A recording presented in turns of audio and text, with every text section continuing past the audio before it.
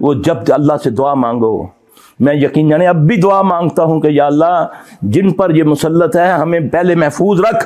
وہ دعا بتائی اللہ کے نبی صلی اللہ علیہ وسلم میں، کہو الحمدللہ الذی عافانی مما ابتلاک بہ وفضلانی علی کثیر ممن خلق تفضیلا۔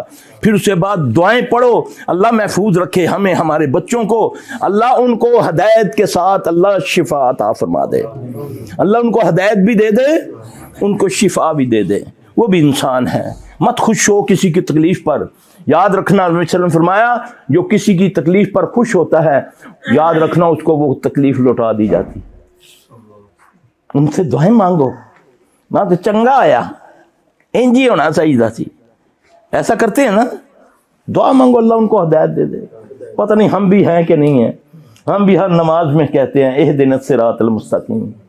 اس کا ثابت یہ ہوتا ہے کہ ہم اللہ کے محتاج ہدایت کے معاملے میں بھی، جب تک وہ ہدایت نہ دے۔ اور نبی صلی اللہ علیہ وسلم آخری ٹائم پر یہی کہتے گئے، کیا نبی صلی اللہ علیہ وسلم ہدایت پر نہیں تھے؟ پھر بھی کہتے ہیں اہدنا الصراط المستقیم صراط الذین انعمت علیہم غیر المغضوب علیہم ولا الضالین آمین۔